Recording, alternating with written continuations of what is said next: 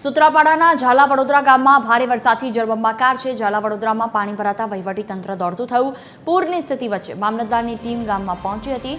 Morasa road પાસે પાણી ભરાતા મામલતદાર ઘટનાસ્થળે પહોંચ્યા હતા। 4 જેસીબીની મદદથી ભરાયેલા પાણીનો નિકાલ શરૂ કરવામાં આવ્યો। ઘરોમાં પાણી ઘૂસે તે પહેલા તંત્રએ કામગીરી શરૂ કરી। ઝાલા વડોદરા ગામે ભારે વરસાદ બાદ આફત સર્જાઈ છે। મોડાસા રોડ નજીકના સમગ્ર વિસ્તારમાં પણ પૂરના પાણી ભરાયા। ગીર સોમનાથ જિલ્લામાં વરસાદ છે તે 2 દિવસથી પડી રહ્યો છે। ખાસ કરીને વાત કરવામાં આવે તો સુત્રાપાડા પંથકમાં 20 ઇંચ જેટલો વરસાદ છે પડ્યો છે। ત્યારે સુત્રાપાડાના ઝાલા વડોદરા સહિતના જે આજુબાજુના વિસ્તાર છે તેમાં પાણી છે તે ખેતરોમાં ભરાયા છે। ખાસ કરીને વાત કરવામાં આવે તો જે સુત્રાપાડા મામલેદારશ્રી છે તે અત્યારે પહોંચ્યા છે। સુત્રાપાડાના ઝાલાના વડોદરા ગામે જે વરસાદી પાણી ભરાયા છે તેમનો તાત મેળવવા માટે પહોંચ્યા છે। તેમની સાથે જ વાત કરશું।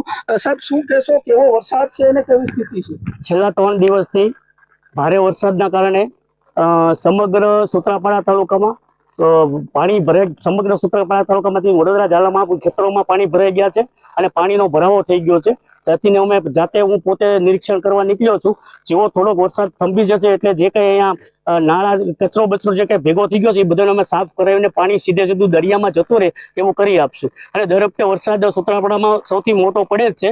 કોઈ મોટી જાનહાનિ કે કોઈ મોટી નુકસાની થતી નથી, કારણ કે 1-2 કલાકની અંદર પાણી દરિયામાં જતું રહે છે। પણ અત્યારે જે શરૂઆતનો વરસાદ પડ્યો છે એના હિસાબે થોડુંક પાણી ભરાઈ ગયું છે, જે અમે 3 થી 4 જેસીબી લગાવીને આ પાણીનો નિકાલ જ્યાં જ્યાં નડતરે છે તેનો નિકાલ દૂર કરીને પાણી દરિયામાં જતું રહે તેવા પ્રયત્નો કરશું।